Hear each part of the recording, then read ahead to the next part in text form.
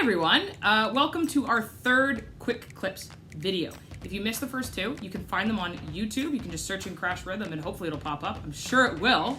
My name is Hillary. I am the owner of Crash Rhythm, and today I'm going to show you our third rhythm-based activity that you can do with your class.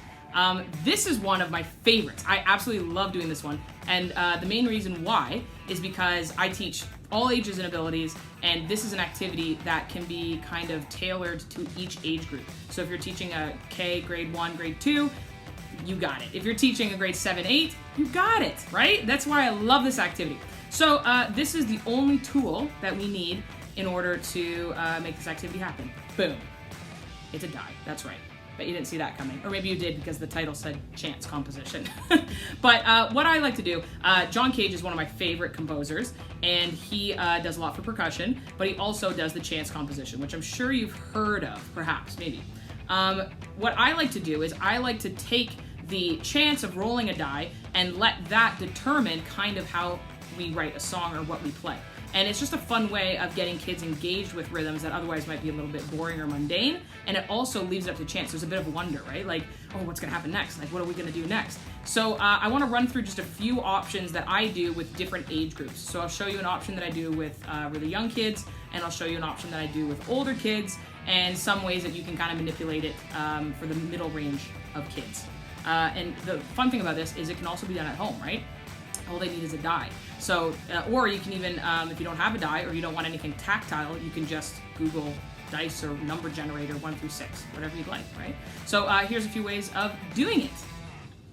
So starting off with kind of our younger age range of 4 to 6 year olds, what I like to do is first we lay out the 6 numbers, right? The numbers that we could potentially be rolling on our die.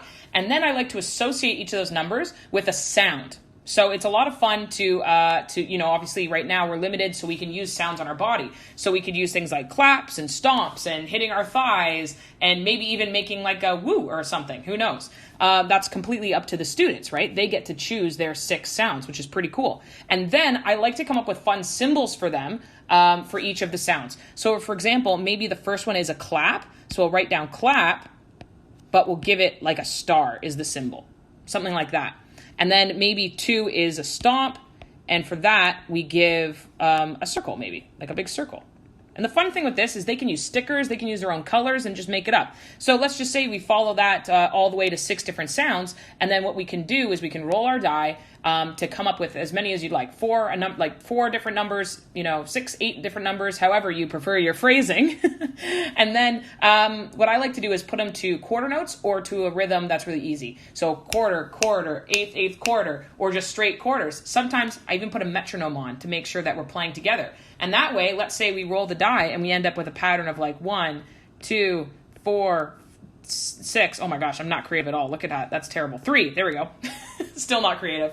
Then what we end up with is maybe we play a bar 4 times, doing those different sounds. So it'd be like clap, clap, clap, clap, clap, clap, clap, clap, clap, clap. And then we would do stomp, stomp, stomp, stomp, stomp. Woo, woo, woo, woo, woo. Whatever the sounds are, they've decided. And it's fun because there's a lot of this is left up to them, right? They get to create their own sounds, they get to create their own symbols for the sounds, and then we're also working on playing along to a metronome, we're working on keeping a steady beat, or working on a rhythm of your choosing. So that's a fun one for young ones. When we get to the older kind of intermediate kids, the 7 to 10 year olds, it's a very similar process, except now we can actually write out rhythms that make sense for the curriculum you're working on. So for 7 to 10 year olds, right, we were looking on quarter notes, eighth notes, quarter rest, 16th notes, stuff like that, and you can write a bunch of different combinations of different patterns so that they can work on the rhythms that you want them to work on. And once again, you can invent the patterns or they can, right? It's up to you. So I'll just write out a few here. So there's just 6 different combinations of those notes. And we roll the die to determine the order in which we play them. Something I like to do just to give the kids' brain chance to like catch up to what's happening is we just repeat each one 4 times, right? So, we roll our die and we come up with 2, 3, 3, 6, 1 or whatever. And then we just play them in that order, and it's going to get them to kind of think ahead critically and also work on their music reading when we often, play something successfully and go, yes, and then forget to look at the next thing. Right? It gives them an opportunity to train the brain to think about what they're playing and then put it into that kind of repetition and then look at what's happening next and anticipate the next thing. So that's a great one. Sometimes what I'll do is I'll write out 6 rhythms. I'll just play a rhythm and they have to guess which one I've played. That's also a fun way of doing it. And then lastly, we have the I'm putting it as like 11 up, right? 11 and up year olds. But obviously you know the skill level of your students better than I do, so take it as you will. These ages are just a reference. They're not by any means accurate. So what I like to do for these kids is we create a legend of 6 different beats, okay? So here, I'll write up a legend right now for you. So they can come up with whatever they like, any kind of combination of notes that create one beat. And that's right, you guessed it. They roll a die as many times as you guys decide to create their own song, their own rhythm. And then they are tasked with having to play it for you or clap it for you. So if I were to roll this, and I'm just going to come up with it randomly, and it was to look like this, like 3, 4, 1, 1, 6, 5, then now I have a song that looks like this. And I only came up with 6 numbers, so that's my bad, but there you go. I ended with a half rest. And now they have a little rhythm that they can play, right? Right? So they can do 2, 3, 4, and 2, a 3, and a 4, and a 2E, and a. And there you go. They can come up with a little rhythm that they can practice at home.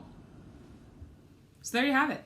Super easy activity, super fun. All of my students love it. And like I said, I've done this activity with almost every single one of my students, but change this, change that to make it work for them. It's a lot of fun. I hope that it's helpful for you in your classes. If you have any videos or final submissions, maybe of compositions that I've written, feel free to send them to me because I would love to see them and maybe even record myself playing some of them for you. So send them my way. Have a great week. And as always, follow us on Facebook, like us on Instagram, other way around. Like us on Facebook, follow us on Instagram, and check out the blogs and the podcast. And we'll see you next week with another quick clip. Bye, everybody.